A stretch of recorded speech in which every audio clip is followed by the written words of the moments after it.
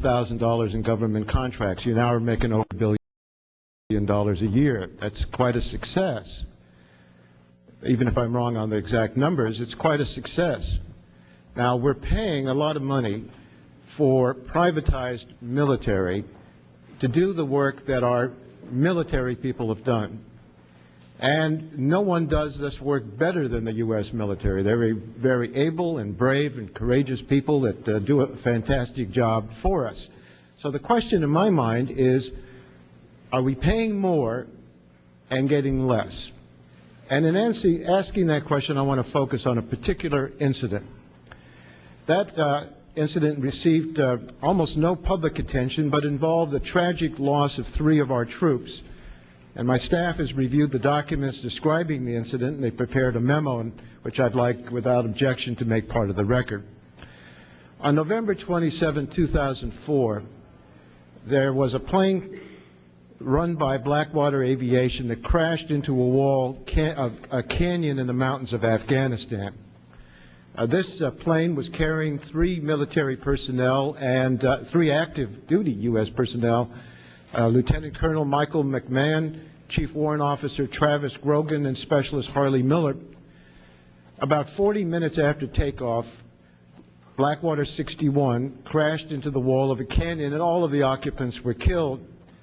The crash was investigated by a joint Army and Air Force task force and by the National Transportation Safety Board. The NTSB report found that Blackwater captain and first officer behaved unprofessionally, were deliberately flying the non-standard route low through the valley for fun. The report found that the pilots were unfamiliar with the route, deviated almost immediately after takeoff, and failed to maintain adequate terrain clearance. They also had a transcript of the cockpit voice recording. And on this recording, the flight crew joked with each other, saying, "You're an X-Wing fighter Star Wars man, and you're expletive right. This is fun." The captain stated, "I swear to God, they wouldn't pay me if they knew how much fun this was," end quote. Mr. Prince, one allegation raised recently about Blackwater's action is that your contractors have acted irresponsibly. One senior U.S. commander told the Washington Post, quote, "They often act like cowboys," end quote. Let me ask you about that crash of Blackwater Flight 61. In this case, did Blackwater's pilots act responsibly, or were they, in the words of the U.S. commander, acting like cowboys? I disagree with the assertion that they acted like cowboys. We provide a very reliable, valuable service to the Air Force and the Army in Afghanistan. Anytime you have an accident, it's an accident. Something could have been done better. It is not a Part 135 U.S. type flying operation. There's no flight services. There's no flight routes. There's no nav aids. It is truly rugged Alaska-style bush flying. Well, the investigators said from the National Transportation Safety Board that Blackwater Aviation violated its own policies by assigning 2 pilots without adequate flying experience in Afghanistan. And according to the military report, it was your policy, Blackwater policy, that required at least one of the pilots to have flown in theater for at least a month, but neither pilot had flown for that long, and neither had flown the route they were assigned that day. And this is clear in the cockpit voice recording. Right after takeoff, the Blackwater captain said, quote, "I hope I'm going into the right valley." The first officer replied, "This one or that one?" The captain then apparently guessed which valley to fly, saying, "I'm just going to go up this one." The flight mechanic later observed, "We don't normally go this route." Why didn't Blackwater follow its own policies and team new pilots with more experienced ones? Why did you have 2 inexperienced pilots together? I'm not qualified to speak to the experience level of the pilots. I will tell you that we are operating under military control.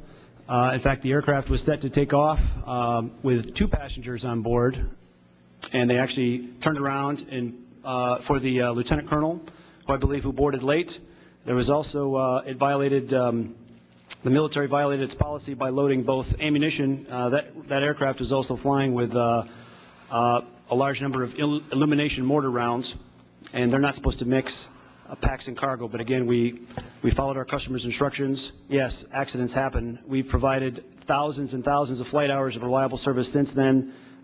Today, still, we're flying more than 1,000 missions a month. But on that one, the investigators found that Blackwater failed to follow standard precautions to track flights, failed to file a flight plan, failed to maintain emergency communications in case of an accident, and tragically, these failures may have cost the life of the crash's sole survivor, because one of the military people that you were escorting, or your flight was escorting, evidently survived for at least 10 hours after the crash.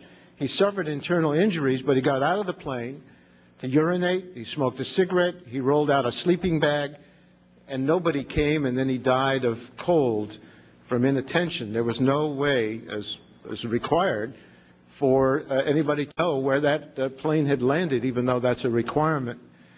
I have an email that I want to read to you. It was sent on November 10, 2004, 16 days before the crash. It's from Paul Hooper, Blackwater, Afghanistan site manager, and it was sent to John Haidt, Vice President for Operations for Blackwater Aviations. In it, Mr. Hooper says Blackwater knowingly hired pilots with background and experience shortfalls. Here's what he wrote. By necessity, the initial group hired to support the Afghanistan operation did not meet the criteria identified in email traffic and had some background and experience shortfalls overlooked in favor of getting the requisite number of personnel on board to start up the contract. One of the great ironies of this accident is that while the aircraft was being piloted by an inexperienced Blackwater pilot, a skilled military pilot with an exemplary safety record, Lieutenant Colonel Michael McMahon, was on board the flight as a passenger. And this is what his widow wrote to me. She is Colonel Jeanette McMahon, and she works at West Point. She said, Mike, like Mr. Prince, was a CEO of sorts in the military. As an aviation commander, and as such had amassed a great safety record in his unit. It's ironic and unfortunate that he had to be a passenger on this plane versus one of the people responsible for its safe operation. Some would say it was simply a tragic accident, but this accident was due to the gross lack of judgment in managing this company. Mr. Prince, Colonel McMahon is asking why the taxpayers should be paying your company millions to conduct military transport missions over dangerous terrain when the military's own pilots are better trained and a lot less expensive. How do you respond? We were hired to fill that void because there is a different, it's a different kind of airlift mission going out of the very short strips in Afghanistan. You have high altitude, short strips, unimproved runways, and you have transport aircraft that are designed to support a large conventional battle. We're doing small missions.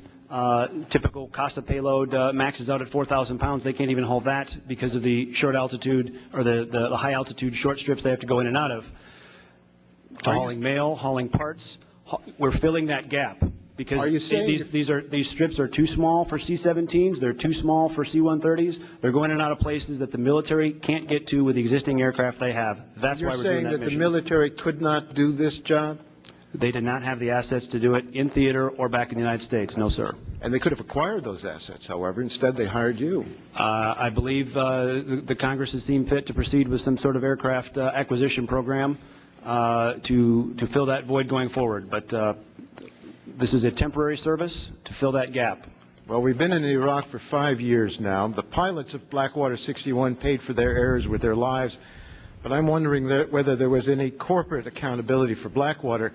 Were any sanctions placed on the company after the investigative reports that were so critical of Blackwater were released? Anytime there's an accident, a company always should be introspective and look back and see what can be done to make sure that doesn't happen again. Well, aside from your introspection, were you ever penalized in any way? Were you ever fined or suspended or reprimanded or placed on probation?